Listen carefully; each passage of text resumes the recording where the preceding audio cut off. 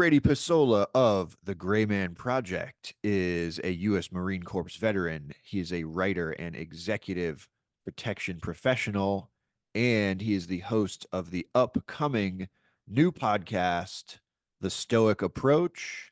Welcome to Can You Survive This podcast, Brady? Jeff, thanks for having me, brother. I appreciate you. Yeah, man. Good to see you. Appreciate you coming on. I'm excited to dive in and learn a little bit more about the Stoic approach. Um, why don't we just start off with what is the Stoic approach? How'd you get into Stoicism? Can you tell me a little bit about what exactly does the Stoic approach mean? Yeah, fair enough. Well, this is an offshoot from my Grayman Project on Instagram, my little weird entity that I created on YouTube that over the years has I've seemed to have a lot of fun with. The Stoic approach, the idea is to take current events, take like lessons, media, news, and talk about it through the lens of Stoicism. And Stoicism is a 2,500-year philosophy that is more about logic and reason than anything else. It helps take the idea that there are emotionally eliciting events and subjects and people and things that happen in our purview. We watch it, especially on social media, on YouTube, on the news. It's in the real world, and it all elicits an emotional reaction, especially here in the digital world. People say things now to try to elicit a reaction out of you to help with their algorithmic response, because that's what we're all doing. We're all fighting the algorithm, are we not? Mm-hmm. So what is happening is when people elicit your emotional response, they now have control over your actions. And those actions are like, share, commenting, all that stuff. What I want to do, I mean, don't get me wrong, this is going to be for YouTube and stuff like that. So I want people to like, share, but I want to do it in an honest way. I want to do it in a holistic, healthy, rational way. I don't want to elicit a response. I want people to go, damn, that's a good point. So what the Stoic approach is we're going to be talking about current events. Hopefully once a week. I still have financial obligations, which means I still work a full-time job. So I still got to do that. So until sponsors want to give me money for this, wink, wink, not you, Jeff, the other sponsors watching this. But what it is I'm going to be with a couple other folks who are going to remain behind the scenes. They're Hollywood folks, and they don't, in case this ever does go south, I don't want them to, ever get in trouble. So, or risk them. So, but it's basically, I'm going to try and create a rational, logical approach, explanation about things going on, whether it's current events or a Stoic approach to divorce, or Stoic approach to jobs, or Stoic approach to cancel culture, or Stoic approach to whatever. But it's a rational approach that helps people go, okay, yeah, now I understand. And you know what? I like this. And I want to read more, Stoicism, where they can, where they say, hey, I want to read in more Stoicism, and I want to live a more rational life, because you and I both witnessed, if there was one most emotionally provoking event that just split our country apart in half, was COVID. And I will tell you, people every single day were just confused and scared Yeah. and frightened. Yep. So I'm hoping that this brings more rationality to the world, and people start checking their feelings and going, okay, I'm not going to run my life off emotions, which there's nothing wrong with emotions. There's nothing wrong with it. It makes us human, right? It's beautiful. Mm-hmm. But Yeah. to make decisions under the influence of emotion, I think is not the most advantageous way to go. You know what I mean? Yeah. Never make a big decision when you're in an emotional state. Right. Emotions are good. They're important to feel what you got to feel. But, you know, in the new year, I'm getting back into my meditation practice. And one of the things that I remind myself, and I think it's important to remind other people, is I'm not my thoughts, I'm not my feelings. So, like, if I go into meditation, I like to pull back and just observe those thoughts and feelings and feel them to the full extent that I need to feel them, but don't attach myself to them and don't associate my identity with a thought or a feeling. Um, and I feel like, is that kind of like what Stoicism is a little bit? Um, yeah, you're almost there. A lot of it is okay. I'm feeling an emotion. Sometimes when we feel emotions, we just block out all rationality. We just are driven by emotion. That's part of being human. What Stoicism does, it allows you to recognize the emotion that is happening. And you go, what? Oh, I'm pissed. I'm angry. Okay. And am I about to lash out to somebody? Am I about to do something because of that emotion? I should stop for a second, relax for a second. Okay, I'm angry. What's anger? What is it? Did someone just say something bad to me? Did someone say write something about me that was bad? Okay, well, I can't control that. So it is what it is. I detach it's recognizing what's within your control and what's out of your control, and then focusing on what's within your control with your emotions and your actions. And so it's just, yeah, I would say maybe detaching a bit, but also not acting irrationally when it's like there's good emotions too, love and Mm-hmm. lust. Well, love and lust can hurt people too. Someone is very lustful. It might cause them to do something that they don't want to do.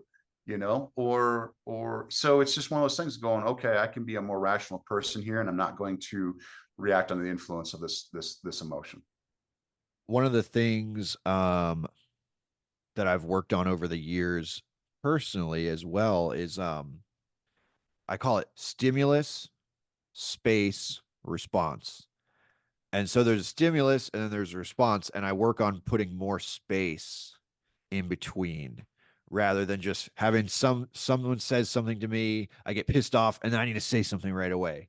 I like to put the space in there before I react. Did you read Viktor Frankl's Man's Search for Meaning? I actually did not. It's one of his quotes. When between stimulus response, there's space, and that space is the power to choose your response, and that power to choose your response lies your growth and your freedom. That's Viktor Frankl, which was a Holocaust survivor from Auschwitz, if I remember correctly, and there's physiology in that. From what I've read, there's physiology in that space where you can choose your response. You're going to have emotions. There's nothing you can do about that. You're going to feel it. Whether it's anger, love, lust, sadness, you're going to feel it. But that space, like you're talking about, there's an ability there to use that space, whether it's a second, a minute, or an hour, a day, or however long. And the only way that you can really do that is to be present and be mindful. And that's where I think Eastern philosophy meets Western philosophy is that Eastern philosophy is a lot about meditation that you do, where you can practice that mindfulness and get yourself in a state of mindfulness and presence. I'm glad you mentioned the Viktor Frankl quote. I actually didn't know that. Um, but I'm gonna let the cat out of the bag here. I'm putting together a book of my favorite quotes that I learned from guests on the show. And I have no idea how interesting that seems to people, but I just made a note that that's gonna go in the book of quotes that I've learned from guests on Can You Survive This podcast. There's another quote. I think you should read the book. I think everyone should read the book, Man's Search for Meaning. But there's another one, and I can't really quote it, but it's about a man's ability to choose.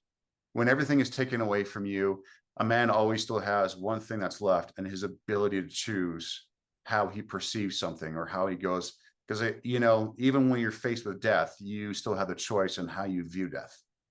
It's yeah, I'll tell you what, it's a great book. It'll put you in a different mindset. It'll put you different ways. Yeah, I like that a lot. I'm gonna check that out. Man's Search for Meaning by Viktor Frankl. I'm gonna check that out because I'm also really into like reframing and choosing how you perceive things. So like for example, like there was probably a couple years ago, if someone cut me off in traffic, I'd be really pissed off and I'd probably like give them the finger and all these things. But now I just choose to perceive it like, yeah, they really got to go to the bathroom and I'm just going to let them go. And now suddenly my day is much easier and much lighter. Yeah, that's one thing I think is really important. And look, I'm a human being. When people, it's funny when people think, oh, you study stoicism, you must be the most stoic person ever, or you're Spock. It's like that's little s stoicism. It has nothing to do with suppression of emotion. It's choosing your reaction despite the emotion. And you know, like I work in the security industry, and when you're driving a client, especially in Los Angeles, as I'm sure you know, um, people are going to drive the way they want to drive. And driving down Santa Ana Boulevard in Beverly Hills, and someone's $100,000 vehicle comes close to yours, and they're driving crazy, and you're just trying not to get hit because your insurance is going to skin you alive if they have to, And so you do your best to de-escalate yourself and pay attention when those incidents happen that elicit that emotional response, especially for someone I talk to in the gun community, in the 2A community, tactical community, the military, law enforcement, is your ability to understand. It's like, I'm the one with a gun on me right now, and it's my utmost responsibility to ensure that whatever happens around me, I don't accidentally escalate a situation, right? Because you're still dealing with other human beings who still suffer from the human condition like the rest of us. And so it's like, well, I'm the one with a gun. So if you flip someone off or they flip you off, you flip them right back.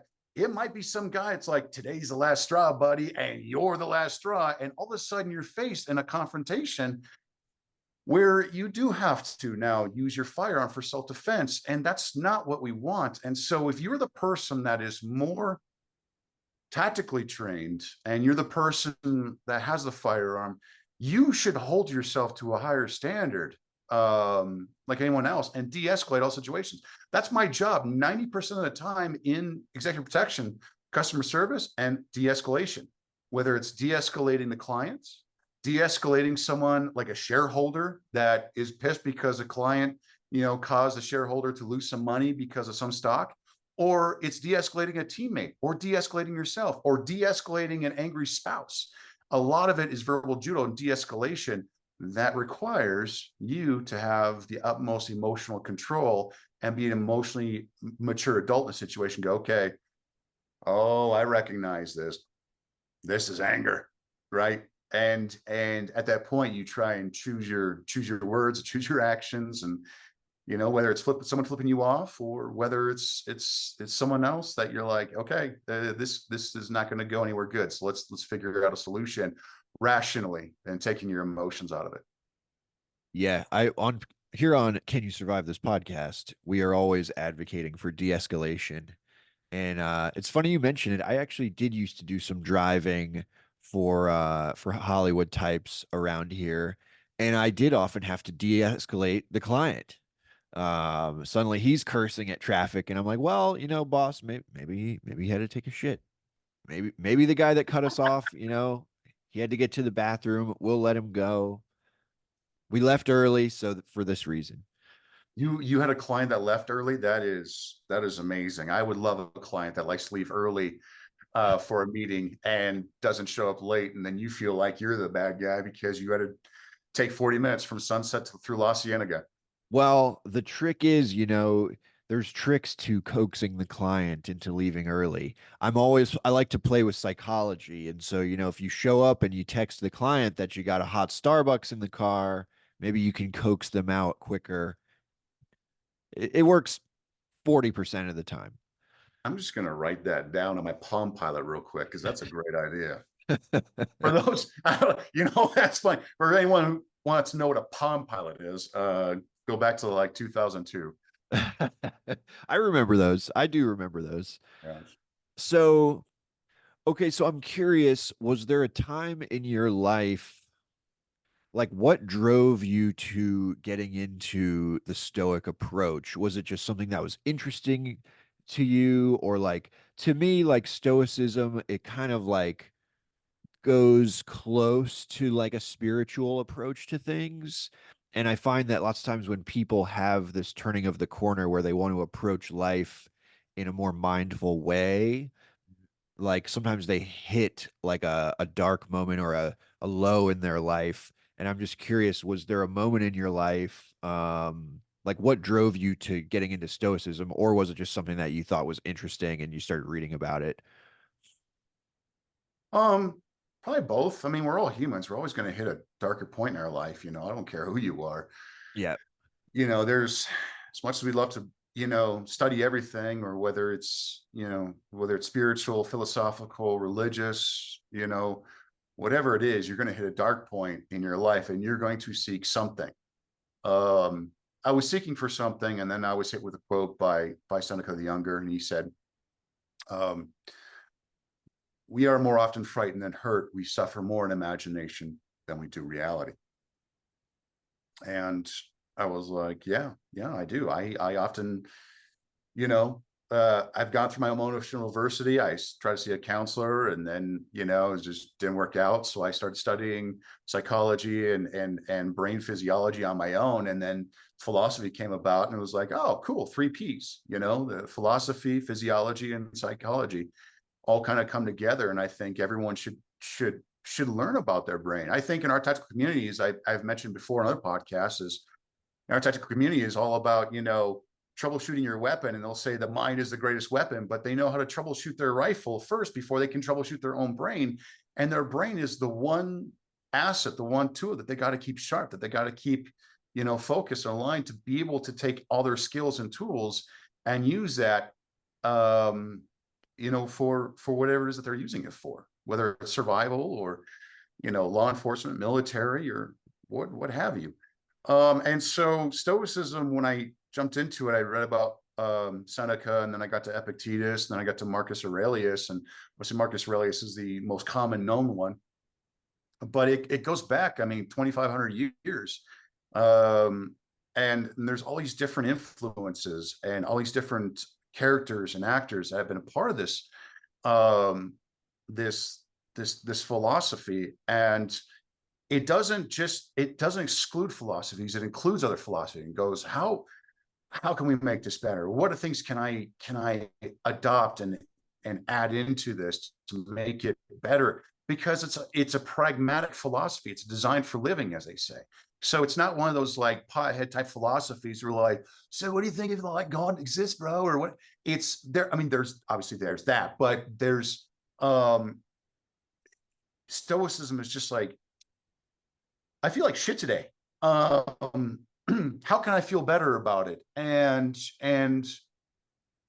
what's going to make me feel good temporarily, and can I reject that for something that's going to last permanently, right? Like exercise, physical fitness, just being a good person, living a good life. That's going to make you happier longer than sex or drugs or alcohol or things like that. It's rejecting pleasure for virtue, because ultimately virtue is the highest good. So, okay, I'm kind of new to Stoicism, so maybe you can educate me. You mentioned virtue over pleasure. Is there something in Stoicism? What is the four virtues in Stoicism? Is that a thing? Yeah, the four virtues: wisdom, courage, justice, and temperance. And what those are, the pillars where it's a guide. It's a guide to your how you behave and how you act. And remember, this is coming from a place of imperfection. This is you, Stoicism isn't ever going to make you a perfect person. The idea is to help you be a better person every day. And the idea is to find happiness is through becoming a better person through the four virtues of understanding what wisdom is, of what courage is, of temperance, of justice. Wisdom, Stoic wisdom is, as Epictetus said, there are things within your control and things that are out of your control. And reject the things. Don't worry about the things out of your control. I can't control what someone says about me. I can't control weather. I can't control traffic. I can't control bad people. I can't control any of that. And so it makes no sense for me to sit there and worry about it. What I can control are my emotions about it, and then my actions, because I don't want my emotions to control my actions. So, all right, I'm feeling like shit about it. Can I control it? Okay, so what can I do? I can't do anything about it. So I'm not going to choose to worry too much about it. I can certainly be concerned and understand this is an issue, but ultimately, in the end, it is what it is, you know? And then when it comes to courage, courage, I think, is universal. It doesn't matter, you know, where you come from or what background. Courage is action in the face of adversity. You know, in executive protection, it's professionalism in the face of adversity. It's being able to say, well, yeah, this sucks, but got to get it done. It is what it is. This is going to suck, but I can either give up and, you know, or whatever, but that ain't going to help. So action in the face of adversity. I'm going to move forward despite the adversity I'm experiencing, because eventually what people forget is that time heals. Time, you know, this will pass. This too will pass. I forgot who said that, but I love that quote. This too, my goodness, this too will pass. I'll just say it like that. Yeah, I'm I've sure heard it. I someone. don't know. I don't know who said it, but yeah, this too shall Yeah, pass. yeah, I'm this always too. telling people there's light at the end of this tunnel too. There is. As long as you trust yourself to get through it. It's funny is people ask me, it's like, well, I'm dealing with this right now. Okay, how old are you? Well, I'm 50 years old. Okay. So for the last 50 years, you figured it out. And guess what's going to happen? You're going to figure it out again too. I promise you. You don't give up. That's and I'm not saying when you give up that you're being weak or that you're not courageous or that it's just action in the face of adversity is hard. It's always going to be hard. It's never going to be easy. That's what adversity is. It's hard shit. And it's going to hurt. It's going to hurt for a while, but you'll heal. You will heal and you'll move through this, and this will pass too. And then justice, the third virtue is justice, and that's treating other people with how they deserve to be treated based on their actions, but also treating them with kindness, dignity, and respect, regardless of how they treat you. And you still treat them with that, because unless they're pedophiles or communists, then we don't care about them. Yeah, That being said, certainly. sorry. Yeah. Women abusers, pedophiles, you know, and communists I just throw out there because, you know, there's always someone out there's like, ah. But that being said, but you treat people with kindness and respect because that's the right thing to do. Because regardless of how they treat you, you can choose how you respond. You can, if you accept something as disrespect, then it will be disrespectful. Like it's noise from a mouth. Someone can yell at you or call you names, but it's noise. That's what it is, you know. And if you accept that as that's just noise, is what it is. You can reject their intent. If their intent is disrespect you, and you're like, okay, well, that's noise, buddy. You know, good for you. Sorry you feel that way. That's not my problem. What you think about me is not my problem. You know, as long as I try and live a good life and try and be a good person, you know, because you're always going to have people that are going to disagree with you. It doesn't matter where you go. Everyone's going to disagree with you, because that's being a human, because everyone grew up differently, worships differently, they vote differently, they look differently. Everyone's going to have a different opinion. It is what it is. You can't change that. So you accept that for what it is. So, but treat people good. And you won't have your problems. And if you do have problems, well, then we revert back to courage, action in the face of adversity. And then lastly, temperance, which is moderation. Moderation in all things, your attitude, your lifestyle, your drinking, your smoking, your drug, whatever it is, you know, seek moderation in all things. You know, try and be a balanced person, even how you vote, even how you look at things. So, you know what? Do I really think the way I think, or is this something that someone taught me to think? Okay, well, that's one extreme. This is an extreme. I prefer to be in the middle, and that's where virtue is in moderation. So, and people use their politics as virtue. You're like, I'm right wing, so I'm right, and I'm better than you, and I'm left wing, or what did I say? Right wing, I'm better than you. Left wing, I'm better than you. Right? They're on extremes. There's no virtue in extremism. There's no virtue in any of that. Virtue is in moderation. If you want to be virtuous, and find yourself down the middle, and look at both things rationally and logically. Stop thinking with too much emotion. Stop thinking with too much religion, and just look at things for how they are. I love that. I love that. We just made another quote just now. There's no virtue in extremism. I think that's fantastic. I actually I think I scare people more than being on one side or the other because I consider myself a centrist, an independent, and I think that's scarier. I think some people get more scared of that because they just want to know like where you land on everything. And I'm like, well, sometimes I can see it from this way, sometimes I can see it from that way.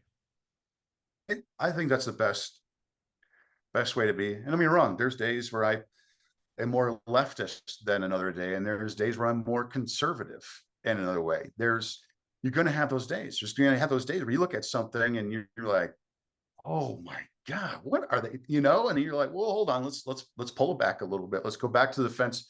They call me I've been called a fence sitter before, and I'm like, well, let me put myself back on that fence, and sit there. It's not because being a centrist doesn't make you a fence sitter. It makes you someone that's just trying to be rational, objective, and observational, and go, I don't want to be identified with these guys. I don't have to be identified with these guys. People should seek social independence to extract themselves from the hive mind, because a hive mind, there is no organized, rational brain of the hive mind. It's everyone's ideas that come together, and they're like, what'd you say? Yeah, I like that. You like that. You like that. You like that. Yeah, we all like that. And then you all just proverbially jerk each other off about what you like. And there's always got to be one person that's actually like step back and say, actually, I do feel differently, and I don't agree with you guys anymore, or I'm changing. I'm growing as a human being, and I don't feel like you guys feel. I don't think you guys think. And sometimes it can be dangerous, when you step away from the hive mind. The hive is like, fucking, how dare you? How dare you? Who are you to step away from? And you see it in politics. You see it on the right. You see it on the left. When someone steps away, they become pariahs. They become attacked, and that's where I think Stoicism can kind of come into play sometimes, and going, well, what did Marcus Aurelius say? The object of life isn't to find yourself in the majority, it's to escape the ranks of the insane. And Oh, that's another so, good one. yeah, and it's just one of those things that Nietzsche has another one. And Nietzsche actually is very far outside Stoicism. Nietzsche, forgive me, I think some of the I guys think it's there, Nietzsche. Nietzsche. Nietzsche. Yeah. And Nietzsche had something along those lines of just like, stop trying to fit in with the crowd and just find your own way. And there's nothing wrong with that. And so when we talk about centrism, I think that's where virtue lives. I think that's where rationality lives when it comes to politics, or any worldview. Is just be a centrist, be an independent, think for yourself, for fuck's sake. When did it become so bad to think for yourself and say, you know what, I don't think like you guys anymore? And that's okay. That doesn't make you wrong. It doesn't make you right either. But it certainly just makes you someone that's just growing up as a human being. I consider myself aggressively independent. And I think that makes some people uncomfortable though, because they want to be able to put people in a box. They don't, everyone has to find a certain way to identify someone. What box can I put you in so I can think about you a certain way? And you know what? Sometimes it's okay to say, it's none of your business either. I don't, when did it become okay for people to tell you, or ask you, who did you vote for? This is polite conversation, buddy. I don't need to tell you that. And I don't want to tell you. Well, I need to know, because I want to know if you're, a leftist communist, or a right-wing fascist, or a right-wing, racist or a left-wing, what, sometimes it's okay just to get along with people and you don't know who they are, what they are. And sometimes if you don't put a person in a box, you get to enjoy them better. You get to really just enjoy the human experience back and forth, and when I'm doing my job, when I'm executive protection, I'm whatever the client wants me to be at that point. Because I've seen guys lose jobs, for shaking their head at some political symbol or something like that, and they're like, oh, are you there? I've had clients try and prompt me, Trump did this. What do you think about that? Or Biden did this. What do you think about that? It's like, I work too much. I don't see a lot of that stuff, so I don't have, I don't see a lot of stuff to think either way, sir. What do you think about it? Get them back to talking. Yeah, exactly. I just say, I don't watch the news. It's too stressful. Yeah. But yeah, and that reminded me, what you were saying reminded me of part of my meditation practice is I don't identify with my thoughts. I don't identify with my feelings. I don't identify with my sensations or my perceptions. These are all just things that pass through me. And then what remains is just the awareness of all these things. But I feel like in society today, people want you to identify with these things, and I just want to kind of like move beyond that and just be a being, a happy being that gets along with everyone as much as possible, except for the abusers of the weak and that kind of thing. Yeah. It's okay to let things pass through you without, um who said, oh my gosh, it reminds me, who said it? So the mark of an educated mind to entertain a thought without fully accepting it. I don't know who that was. I'm gonna write that down and look it up. Yeah.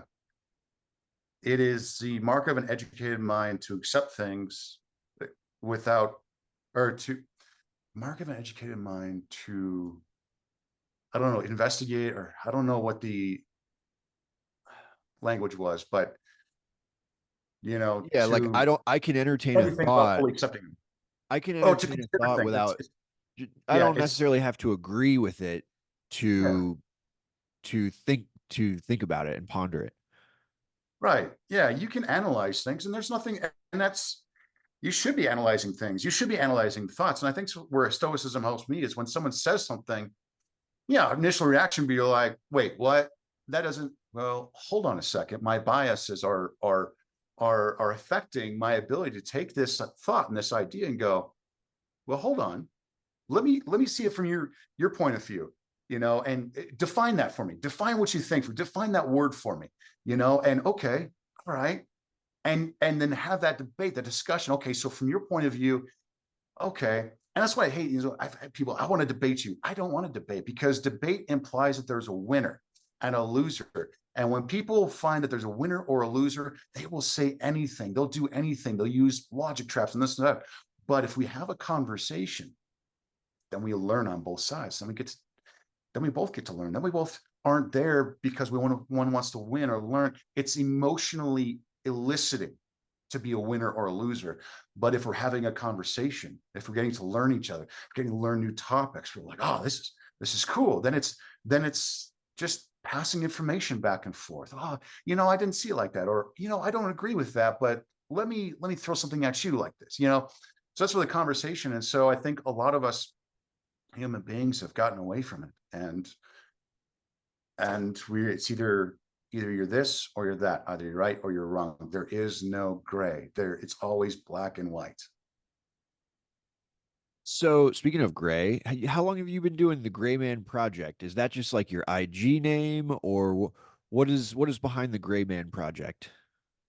Grayman Project is just an IG name. It's an idea I had years ago when coronavirus started coming out. A lot of people were having a really tough time, and watching people just kind of, well, no pun intended, shitting themselves over toilet paper, shortages, losing their minds emotionally speaking. Um, it occurred to me that so many Americans and so many people around the world just weren't prepared for lack of necessities, because everyone kind of lives from like, I don't know, paycheck to paycheck in terms of supplies. Like, I have no food, I'm going to go get more food, or I have no toilet paper, I'm going to go get toilet paper. It's instead of just saying like, well, something's on sale, or I should stock up on these things because these are things that I do like, or this is things that I use a lot and I shouldn't, wait till it runs out before I go and get it. That's just the essence of preparedness, having extra things on hands. But unfortunately, TV and politics and different TV shows take this idea of preparedness and try and turn it into this, I don't know, this weird thing where it's about guns, ammunition, and anti-government and this and that. It's just, guys, it's just about having extra things on hand, being prepared. Look, storms happen, disasters happen, government happens. That doesn't necessarily mean anti-government. Just understand government shutdowns happen. So, like, look at the history of the United States. Look at the history of the world. Things happen, and you should be prepared for it. So you don't have to rely on anyone else but yourself for it.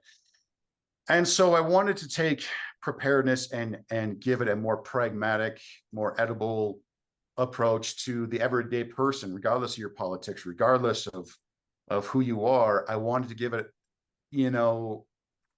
a look to where people go, okay, yeah, I like that. This isn't about voting one way. This isn't about, militias and camouflage and wilderness survival. It's just about, I need these things. I should have these things in case these things happen.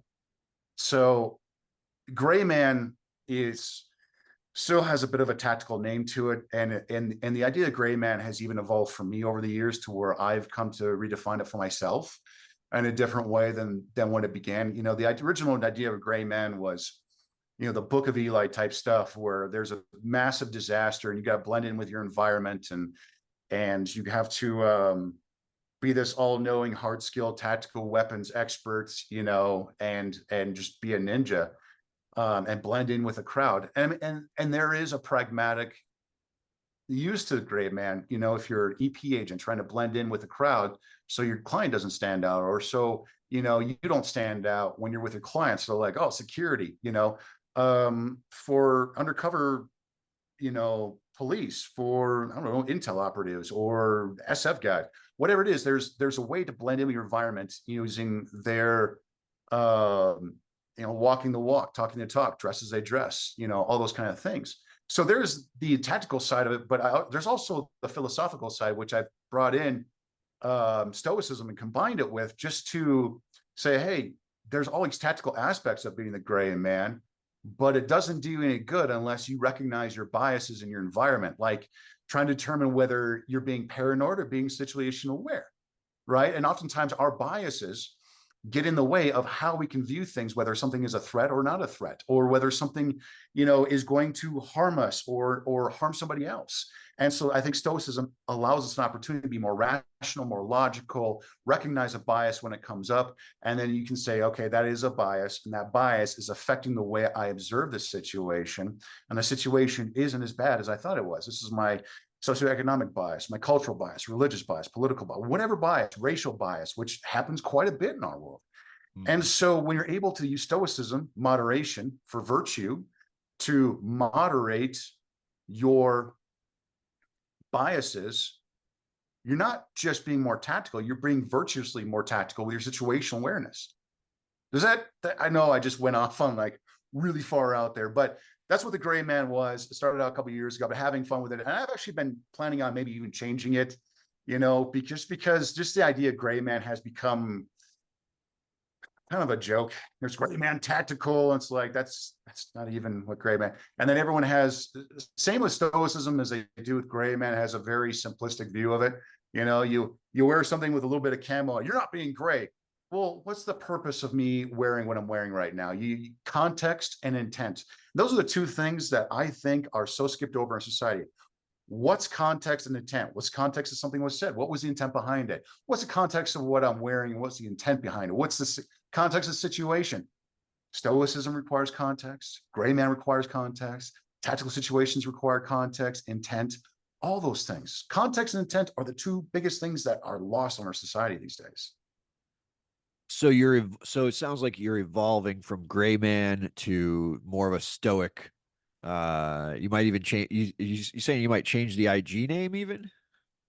I don't know. A lot of people know it as it is, so I might keep it there, but it's still a project. That's why it's called Grayman Project. It is a project. It's an ever, and projects always evolve. It's an Projects ever are ever evolving. evolving. Yeah. Yeah. So what I wanted to do was bring a nerd element to the tactical world. Everything's about multicam and shooting and guns and rifles and operator and beards and fucking dip and t-shirt. But I want to bring a nerd aspect to it of it, and say, hey, look, in order for you to be more lethal, I think you have to be more objective and more rational. I think the study of Stoic philosophy can help people become more tactically effective and tactically efficient. I think to be a gray man, to have better situational awareness, to observe your environment, the study of Stoicism helps you become more logical, to study your environment in a more rational, objective way than an emotional, paranoid way. Where if someone who's listening wants to dive in a little deeper with Stoicism, where should they start? Is there a book, or should they start like with your page, or what would you recommend to someone who wants to dive a little deeper? I, you know, People don't like to read much. So I would say go get the books, the classics, right? But YouTube, I think, is so great when it comes. So there's a lot of resources out there. A lot of it's now becoming like AI generated voice. And they're just taking excerpts from book. But there's one guy out there, and I forgot his name, but it's called The Greatest Speech on Stoicism Ever. And the guy, it's a lecture. He's got glasses on, he's got curly hair. It's from the 80s, and it is a wonderful, wonderful. It talks about Marcus Aurelius and Stoicism. But there's lots of, if you do some searching, if this is what you really want to study, if you want to change your life around, this is something where you just go, oh, I read Meditations from Marcus Aurelius, or I read the Enchiridion, or I read Letters from a Stoic by Seneca, and now I'm a Stoic. No, you're adopting a whole different lifestyle now. You're choosing a different path in your life. You're choosing to say, I want to be a better man. I want to be a better woman. And so I'm going to read these things and I'm going to adopt them. Even the Stoics say, don't just say that you read books, show, adopt the philosophy, adopt it as a lifestyle. It is a design for living. I had a guy the other day said, I want to be sober. Stoicism is the way to go. He's like, I didn't want to go to AA because, well, I'm not a religious guy and it's about God. I said, yeah, there's nothing wrong with that. That's okay. I mean, I found my path to God, but that doesn't make you a bad person because you haven't. If that's not you, that's not you. That's fine.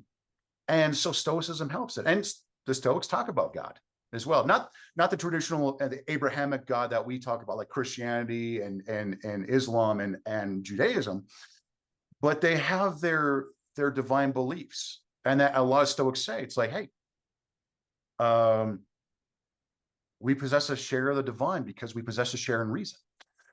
So they have their spiritual beliefs. It's Stoicism, they say, it's like, that's why we let go of things out of our control, because that's according to nature. Things work out the way they're going to. There's nothing you can do about it.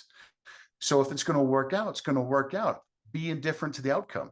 The outcome works out in your favor, great, that's awesome. If it doesn't, then it's a gift of adversity where you get character development and mental resilience. Things work out. They literally say, and I forgot it was Epictetus, but I think he said, don't wish for things to work out the way you want them to. Wish for things to work out as they're supposed to, and you'll find peace. And when you accept things that work out and go, yeah, this sucked, but it worked out the way it was probably supposed to work out. And look, 40 years old, I'm still figuring that shit out. There's times where I look and it's like, man, there's a lot of shitty things that happen for this really cool thing to happen right now. All right, cool. Like Stoicism, something, I've gone through adversity and Stoicism has helped me. And then Stoicism has allowed me to help other people and do things that have been awesome, that have made me better at my job. Interesting.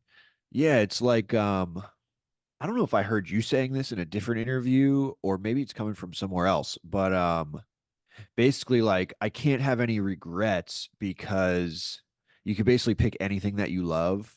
Um Yeah, that was I me. That was me talking about my daughter. Yeah, that was really I beautiful. I use love that. Like I love my daughter, so how can I have any regrets because like everything led me to where I am now, and that's having my daughter who I love. So even if there were some bad things in my past, it still led me to where I am. So led me to my wife, and it still led me to my daughter. And I gotta love everything about that, the process to get to where they are now. So I can't regret the process. And that, to me, in my mind, and people might disagree, they might agree, it's fine. But yeah, um, if I regret anything about my past, then I feel like I'll be regretting the existence of my daughter. And I love my daughter and I love my wife, and I think they're beautiful. And so if I love them, I have to love everything that happened, whether it's bad or good, that allowed them into my life and allowed them to be where we are now. Yeah, it's like every step you took led you to the things that you have now that you love. Yeah. That's Even amazing. yourself. I mean, it's a process too, if people forget. It's okay to love yourself, by the way. And that's the one thing I forgot to mention about justice is where you are now, you have to love because you got to find love for yourself. And justice, the Stoic justice isn't just treating other people as well, it's treating yourself well. It really is. It's remembering that look, we've all fucked up. We've all done some dumb shit in our past. God knows I have. I was a Marine, and even after that, I'm just starting to settle down now. I'm 40s, I'm settling down, and you have to learn to forgive yourself. You have to learn to accept the responsibility and say, yeah, I was a jackass. I was a fucking idiot. Yeah, I did that. Okay. That is my past, and I'll deal with it as it comes up. But you grow, you move on, and you're not, and no one is allowed to tell you who you are now. No one can. How do I put this? Nobody has any business fucking telling you that you're the same person you were, yesterday or the day before or a month ago or a year ago. We all change every day. You're changing, you're bettering yourself, you're becoming a different person every single day. The way I thought yesterday isn't the way I thought a couple months ago, right? You're changing as a person. And this whole thing where people try and hold you to this flame of who you used to be just is so, it's hypocritical, if that makes sense. Yeah, I once had a lawyer tell me that people will always judge you by your darkest moment and they'll forget about the good things you did. Um, Oh, but one of the major. concepts that I like to try to incorporate into my life, I call it radical self-acceptance. And Tell me you about that. just I think I was watching your IG the other day and I think you were on a live or a story or something saying, telling the people out there, be gentle with yourself. Forgive yourself if maybe you fucked up in the past. We're all human, we've all done it. Forgive yourself, be gentle with yourself. And I like to call it radical self-acceptance. I like that. I would like to borrow that from you if that's okay. Absolutely. Spread it around. So we've been going for almost an hour, and I just want to make sure, do you have time and are you down for the Can You Survive This podcast hypothetical survival scenario? Sure. We have a whole survival scenario, and we're going to see if you can survive this podcast. And if you don't if I say it's A, but you picked B, you can always push back on me because we're just trying to educate the audience and have a little bit of fun as well. Sounds good. All right, so let's get a little bit wild here. And let me get my notes out. All right. So, for this hypothetical survival scenario, you are unarmed. You're walking down the street. Suddenly, a 15-passenger van blocks your path. Three men hop out, one with a gun, and they say, hand over your wallet and your phone. Do you A, run and take cover behind the engine block of a nearby vehicle, or B, assume a nonviolent posture and try to de escalate the situation? Can I do C? Sure. Tell me what's your C? Get butt naked and freak them out. Be a crazy, yeah. I feel like in the West Coast here in California, that would probably work actually. Um, back to the reality. Am I armed? You're not, you are unarmed. Yeah, so it's dark nighttime. Three dudes jump out. I'm by myself, not with anybody. Correct.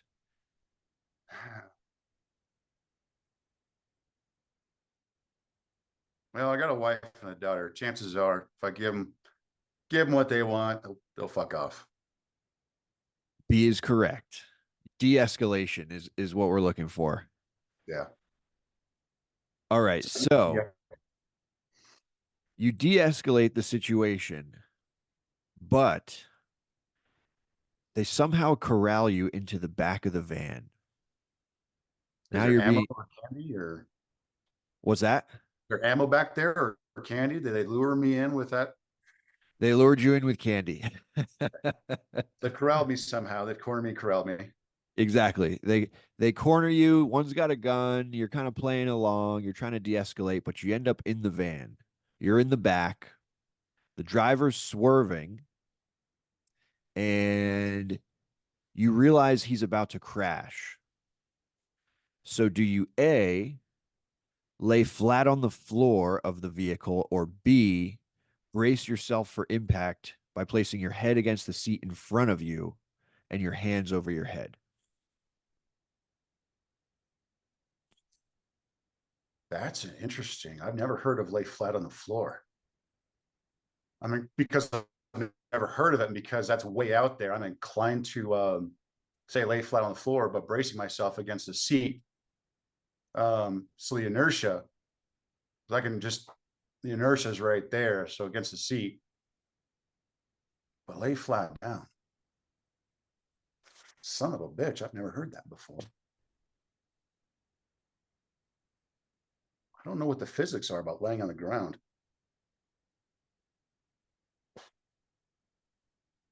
because the vehicle flips upside down. I guess either way. Um, I feel like I'm not going to choose what you guys are looking for because I've never heard lay flat on the ground. I think that's probably the right answer, but I'm going to go with what I know, and that's the instinct that's going to happen. That moment is going and bracing myself because that's going to be my natural instinct, and I haven't practiced laying on the floor, so I'm going to go with bracing myself against the seat and probably grabbing a hold of like a grabbing a hold of like a seatbelt if I can or something along those lines and brace myself. B, you got it. You got it correct. Okay. Brace yourself. Yeah. Where the Lay, fuck where did you guys come with lay flat on like that? I love that. That's a wild one because I yeah, really threw for a loop. I have to analyze that one. exactly. That was just to throw the listeners off, you know? Love that. I Yeah. fucking love Okay, so the car crashes, you've braced yourself. The two guys in the front seats are kind of knocked out and disoriented, but the third guy with the gun, he's missing. So, do you A, get out of the back of the van and look for a discreet place to hide while you assess the situation, or B, go to the front of the van and try to commandeer the vehicle? vehicle's probably gonna be in working order. That means I have to push everybody out of the vehicle. That's a lot of work. It's just easier to pop out of the van and go assess the situation.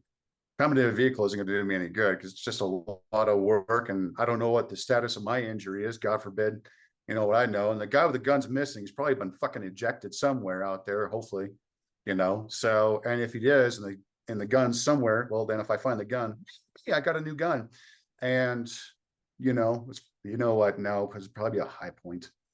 Gross. So no, I'm gonna jump out and I'm gonna go find cover, assess the situation, assess my injuries, and then make a plan from there. You got it. A is correct. A is correct. So you hop out, you're looking for a place to hide and assess. Um, and then the driver gets out. He's disoriented and he's approaching you. He is unarmed. So do you A, run towards an escape route, or B, as he closes the gap on you, knock him out? Does he have my wallet? Well, one of them does. It could be this guy. It might be. We're not sure. He's just oriented. The right answer is to find escape route, but me being me, I'm gonna knock him the fuck out, and I'm gonna find my fucking wallet because my life is in that bitch. And I don't know if you've ever lost credit cards or wallet before, but the process to do that will make you want to murder everybody in that fucking van. So he's getting a fucking elbow to his face. It's almost like you're reading off my paper. B, you got it right. You elbow him, you knock him out. Now, for the listeners, if you are untrained, you probably do want to Yeah. take the escape route. But If you're untrained, run away. yeah, Yes, that is the correct. If you're untrained, even if you're trained, sometimes you do. But my anger at that point, stoicism out the fucking window. This guy's getting what he deserves, and he's oh that one pisses me off a little bit. I'm not gonna lie, dude. you know what? It's literally like you got the paper in front of you because you're B, correct. You knock him out, you drop him with an elbow. I actually have it written here to elbow him. So you got that correct. Elbow people don't realize when it comes to close quarters combat, an elbow is one of the most effective weapons that you have on you. It is nasty, especially if you got sharp elbows. Just coming up one across will open up that cheekbone. Whatever, it's a terrible weapon to be hit with. I'd rather get stabbed. I don't want to get hit in the face with an Oh elbow. shit. It sucks, man. But you put one in the throat or one across the face, or I mean, even like in some martial arts, it's like, if someone goes to throw a punch, if you can get up there, get your elbow, and they bust their knuckles on your elbow, that's like, Oh yeah. They enjoy those break. knuckles, buddy. Yeah, they're gonna break a knuckle or something on your elbow. Yeah, that's Yeah. that's that's great If advice. you're able to get up high and get up there, yeah. Yeah. All right. So we're about halfway through this scenario and you got them all correct so far. So you're on it. Let's keep working through this. So you drop the guy, one hit, elbow, knock him the fuck out. Next, do you take off running, or A is take off running, B is knock out the second guy who's also unarmed?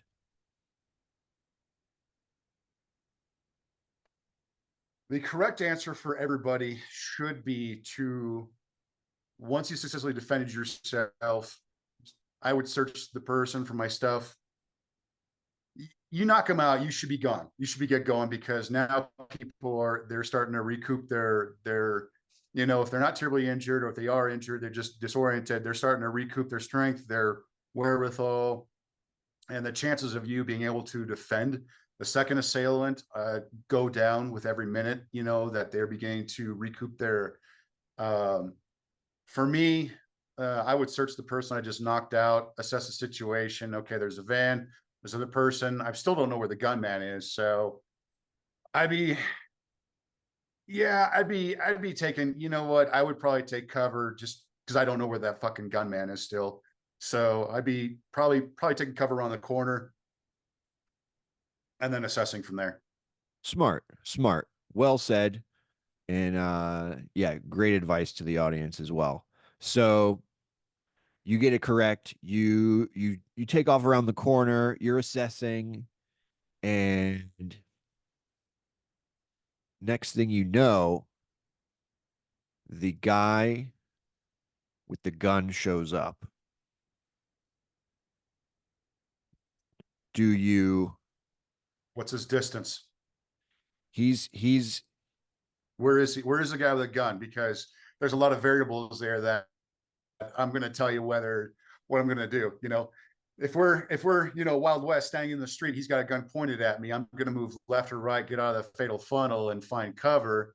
He can shoot at me, which is fine. Go ahead, shoot at me and waste all your ammunition, because you're going to fucking miss, because you just were in a car accident, and your ability to aim and shoot, unless you're trained, you're going to be shit out of luck trying to hit anything. So find cover away from people, or I don't know. I'm sorry. Go ahead. no, that's actually good. I want to explore that more. So let's say he's 20 feet from you. He's been in an accident. Are you thinking you start kind of dipping and diving and like avoid and zigging and zagging, or are you just gonna comply with whatever he says? I'm not going to comply with anything he says. At this point, he's more disoriented than I am. If I'm trained and he's not, uh, um, I'm going to assess his abilities. 20 feet, he might be able to run, he might not. I don't know what his guy's been trained in. If he's just some random jackass, him and his stupid buddies that got jumped into a stupid gang, uh, probably not the greatest of marksmen or a tactician. So, he's pointing a gun at me, there's always the mentally disarm before you physically disarm. Keep your hands in the air. Please don't hurt me.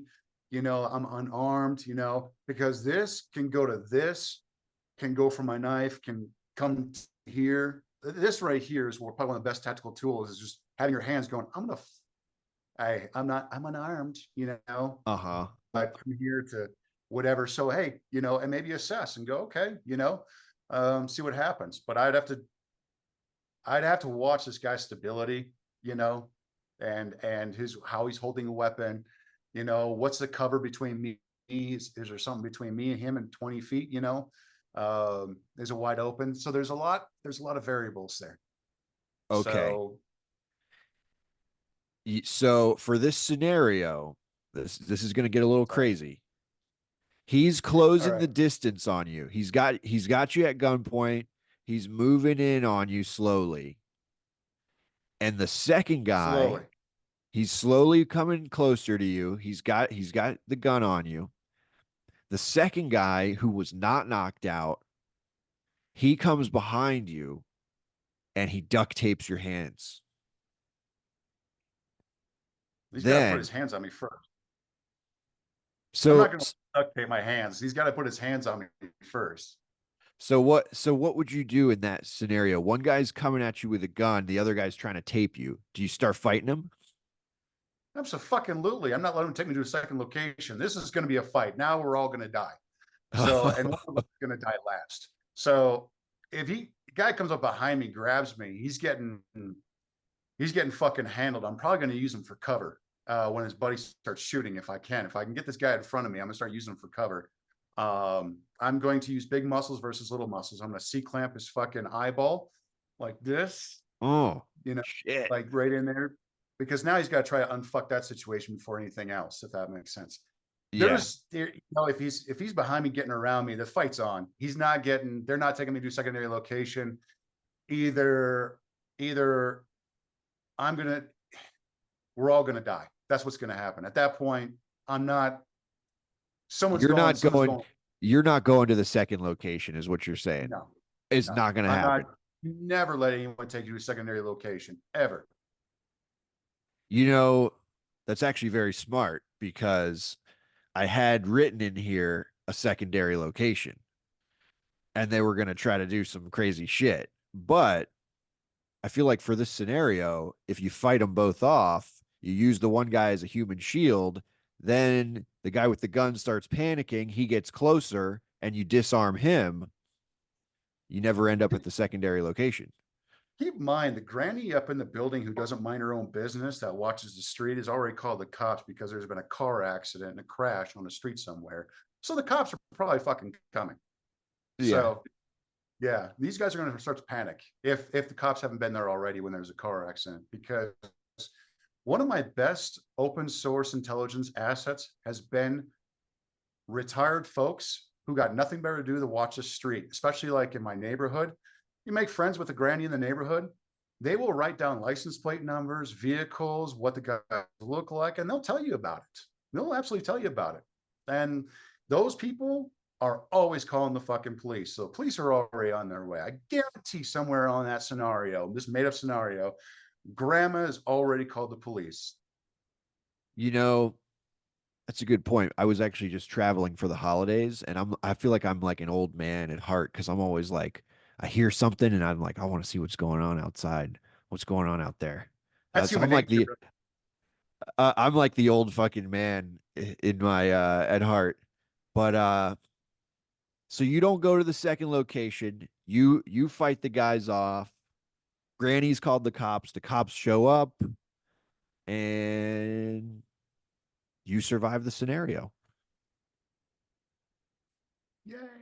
So that one was a little wild. You know, sometimes I've had a lot of different stuff here. We've had like zombies, we've had aliens, we've had active shooters.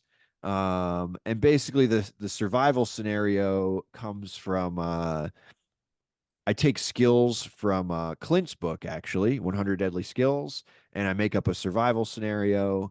And it's just a little bit of fun for the audience to play along at home and see if they can survive the podcast as well.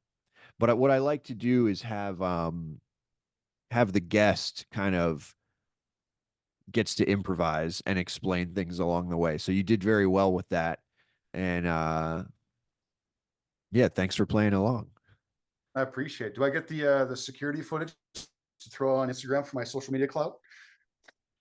Absolutely. Yeah. So That's what's funny nowadays is there's, when it comes to crime, there's always a camera watching now. Someone's always got a phone. There's always a camera now. A lot of times, like, people, it's when it comes to these type of things, like these kidnappings or walking on the street in the middle of the night or something like that.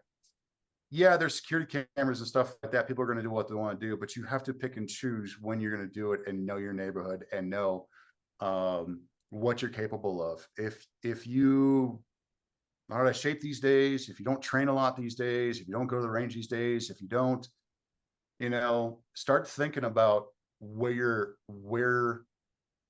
your skills and abilities are, and start assessing yourself and assessing what would happen based off that. I mean, what you just described is probably every single dude's like daydream of walking down, like, I'm going to stop this. I'm going to stop a terrorist on a plane, or I'm going to stop, every dude daydreams about, for some reason, like being able to like be the badass in the situation. But you have to be realistic. How trained are you? How in shape are you? How strong are you? And how smart are you in these situations? Um, mhm, and that's assessing all these variables and analyzing these variables and understanding yourself, who you are in these variables, and being realistic. absolutely. Well said. So radical self-acceptance, just the thing that we were talking about before the scenario. I do hope that you will spread that around. Please take it from me if you find use in it or you're able to talk about it in your Stoic approach. I hope that you will use it and share it with other people. Um, so the Stoic approach, that's coming out soon, or are you still in the works? Shot my first episode in this weird ass studio setup I got in my garage here in the mountains. Still editing that on my iMovie because I am not a Photoshop extraordinary elitist yet. I'm still a peasant on my MacBook. So, but still editing that, and then I'll get it hopefully pushed out on the first, as my producer has been pushing me to do. So, but yeah, so hopefully that comes out, and I don't expect very many views on it. I imagine there'll be 5 or views, and one of my buddies probably trolling me on there going, hey, you look weird, boy. So, but hopefully it'll gain some traction. Hopefully it'll spark something or resonate with people to say, hey, I do want to I do want to see current events from a different view, from a different approach, from a more rational approach. I'm tired of CNN. I'm tired of Fox News. I'm tired of MSNBC. I'm tired of all these things that are just talking as opinions. So hopefully that comes out on the first, and yeah, definitely look for it. If nothing else, follow me on the Grayman Project. Grayman, GRAYMAN.project on Instagram, and that's where I am. I don't get too fancy. Fantastic. And can you tell me, I'm just curious with the Stoic approach, are you going to have guests or is it going to be mostly like you, um, like teaching things or kind of giving your thoughts on different things from from like a Stoic perspective or a little of everything? For right now, it's me reading off a teleprompter because I got ADHD. Otherwise, I'll ramble on as I've done here in this podcast. So anybody can go, yeah, bro, you got some ADHD, bro. But it'll be me reading from a teleprompter with a script that's already been approved by myself and my producer that we've agreed upon. And just talking, running my mouth, running my suck, as they say in the military. But yeah, just me staring into a camera, making sure my eye isn't too wonky and my lighting is good, and then talking about what's going on in life. Definitely keep me posted on that. I'm gonna definitely keep an eye out for that. I want to check that out. The Stoic Approach. And so yeah, right now people can find you on Grayman.project, right? That's correct. And then yeah, that's where you can find me right now. There's the Stoic Approach is on Instagram, the.stoic.approach. And then once I upload it to YouTube, I'm gonna have a whole new account for it for YouTube. So Fantastic. I look forward to that, my friend. I appreciate it. Thanks for coming on the show. And yeah, people can find you the Stoic Approach, the Grayman Project. Thanks for coming on the podcast. And anything else you want to share before we sign off? No, I just appreciate you, brother. Thanks for having me on. I really do. Thanks so much. Bye, everyone.